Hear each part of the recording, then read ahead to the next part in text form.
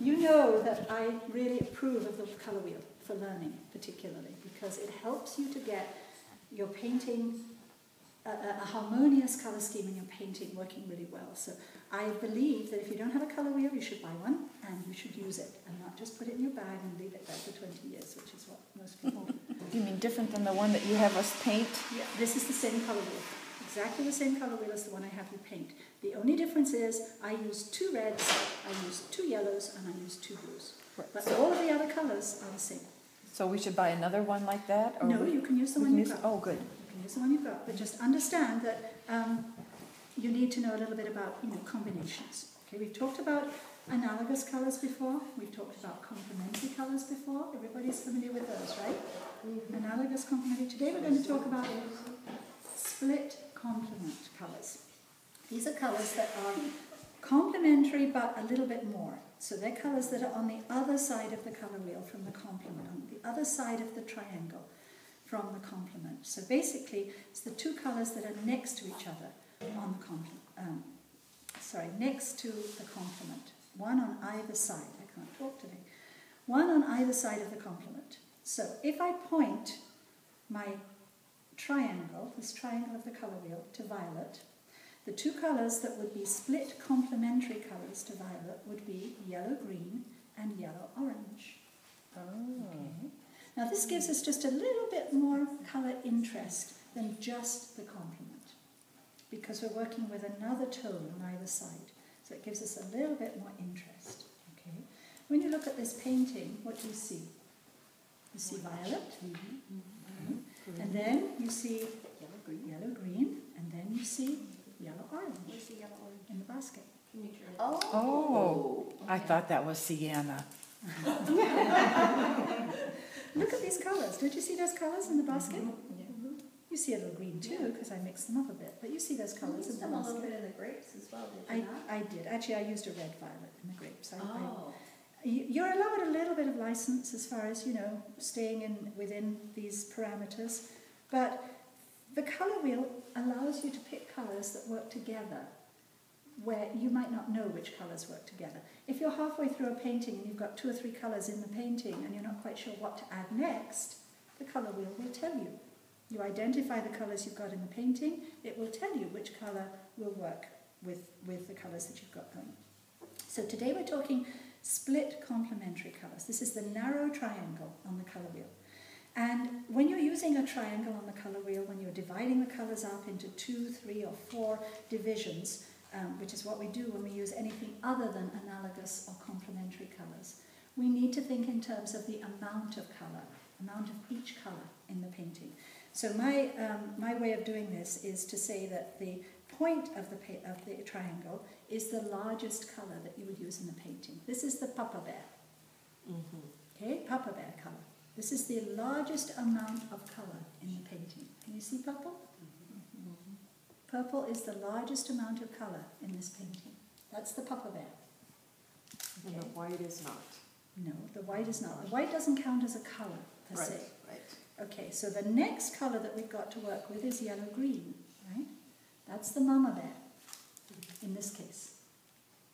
The leaves are a yellowish green, the grapes are a yellowish green. That's the Mama Bear. And how did you decide it was green? Had to be Mama Bear? You choose the Papa Bear colour, the most colour is the top. The Mama Bear colour and the Baby Bear colour are one of the other 2 colours. And it's your choice. And it's your choice. I could have made Mama Bear the yellow-orange. Okay. Or I could make Mama Bear the yellow-green. And the Baby Bear colour is the smaller of the 3 colours overall. Right? And that's the basket colour that I've used, which is yellow-orange. And it kind of feels like there's a little yellow-orange in the grapes too, because of the way that I've painted them very lightly. Here I went a little bluer when I painted these this week, but I'm going to go back to the yellow today a little bit more. Do you understand that? Is that pretty easy to figure out? Mm-hmm. So where you point the colour is the Papa Bear, always. Mm-hmm. That's going to be the warm or cool decider for your painting. So you could choose any color you wanted. Absolutely. I mean, just start with for the Papa Bear. Right.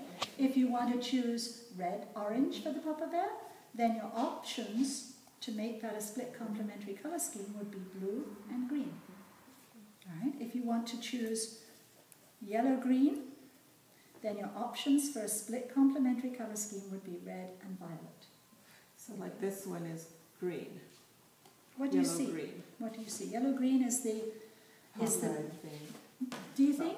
I see a lot of purple in that painting. Right, it's the one you had before. So it's not the focused. It's the same colour shadows and scheme. everything. So It's the same colour scheme. I've just made these a little cooler. The okay. grapes a little cooler overall. Okay. It's the same So colour maybe scheme. your mama bear was the green. Mama bear. Yes, Mama bear's the green and baby bear is the It's a little strong. Orange, yellow, Yeah. orange. So Papa bear's the violet, Mm-hmm. Mama bear is the yellow green, baby bear is the yellow orange. And it's any of those shades in there, right? Any of those shades, absolutely, absolutely. So you could do the dustier green. This one lends itself. This one lends itself a little more to a triad. It kind of is in between the split complementary and the triad. Look at the triad as the big triangle. And the big triangle says green and orange instead of yellow green and yellow orange. And that's much more green. This one is a little more green, a little more orange. So this is closer to a triad. So when I wrote down the colours in here, I wrote down that for this exercise we would either use split complementary or triad. So we have many, many options with the colour wheel. It doesn't matter, but you can see that if you move it slightly away from the yellow-green, more into the green, it fits the triad. Which do you like better? Do you like this better? Do you like this better? You like that one? I like the soft one. I like the soft one. Yeah. But everybody has a different feel for I colours. love color. But this is the greatest little tool ever. And nobody's teaching how to use this. I want you I to know. understand how to use this. Yeah, it really is the greatest tool. And so the idea of using the colours in different amounts is really important when you use the colour wheel. Very, very important. So we actually have a split complementary and a triad here. This one's getting close enough that it could be a triad. So you have many, many choices. So the triad, with the triad, each point of the triangle is equidistant around the colour wheel. So if we pointed this to red, we would get the other two primaries. We would get yellow and we would get blue on the other corners of the triad because they're equidistant around. So what would be a definition of triad? A triad is an equilateral triangle. It's these points here. It's Like these there's points what here. In you're the pointing color to. scheme. Okay. In the colour scheme, it's called a triad colour scheme. Okay, that's what I That's need. it. Yeah, Okay. that's the name of the colour scheme. The colour scheme for the narrow triangle is a split complement. Okay? What did you call it? Equal what? Equilateral triangle. Equal. It means that the triangle has equal sides and equal corners. I know my husband will quiz me on that. Oh, you mean that? No, triad color scheme. And I saw Oh, you this mean triangle. engineer. I'll have to work for him. Okay, so once we've got our drawing ready to go, somewhere I have a drawing ready to go. Here we go. Once we have the drawing ready to go, the next problem is usually the colour and how we're going to paint it. And we can copy what we've got here, and that's what we have here, right? We have this colour scheme. If we take this away, we've got that colour scheme. These are a little bluer overall. We can take them to greener if we want to. But basically, we can work within that colour scheme. Effectively, it's a limited palette. Effectively, it's a limited palette colour scheme. We're using only 3 colours. We're using as many variations of those colours as we can, light and dark, right? So the variations of the yellow-orange take us down to a sort of muted orange here. So there's no reason why we can't use burnt sienna to make some of those colours, but effectively we're only using 3 colours. So if you went to the store and you bought a yellow-orange and you bought a yellow-green and a violet, those are the only colours that you can use. Okay? And we can adjust them and we can mix them together to make different colours. Does that make sense?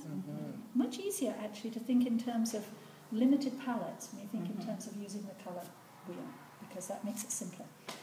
Okay, so how do we paint these little goodies here? The first thing that we need to think about when we're painting something white is that it's never white. Something white has a lot of colour. Okay? The only white part is the very lightest area of whatever you're painting, and that becomes the highlight. Okay? So look at how much colour there is in that white, but it still looks white. Yeah? This one I put a little more colour in to this one because it has a little more colour. And the pumpkin that I was working with here was one of the flatter ones, and it was quite white compared to that one. That one's a little more orange. But you get to choose. You're the artist. You choose how white or how, less white you want it. But white is the lightest we can possibly go. So we have to tone down everything else to make the white area look whiter. And when you've finished here, when you've done these, you can always erase out, some of the lines if you want to lighten these up a little bit. I didn't bother to do that, but They usually don't erase steady, see. She's Or got at least that maybe- better quality paper. yeah, they some do. Magic pencil. Some do. Use a soft pencil. But you can see when you erase them out, you get a little bit more. Even lighter. Yeah, even lighter. So what I'm looking for here is something that will make this look dimensional, a tone that will make this look dimensional. I know the colours that I'm going to use because I've chosen those already. The colour that makes sense for the shadow is violet. Yellow-green doesn't make sense for the shadow. It's too light a tone, and it wouldn't sit back in space as well as we want it to. And yellow-orange doesn't make sense for a shadow, does it? But violet works for a shadow. Now, I've used a violet here which is fairly intense. I'm going to show you how to use a slightly less intense violet. Remember that we make violet with permanent rose and ultramarine blue. Okay, permanent rose and ultramarine blue. This is a red violet. Okay, that's this violet here. This is a middle of the road violet. That's this violet here. And this is a blue violet. When you're using the colour wheel, you need to know the difference. Okay? You need to remember that if you're using a red violet, it's a red violet. If you're using a violet, it's in the middle of the two. And if you're using a blue violet, put some red in there, it has to be a blue violet. Okay?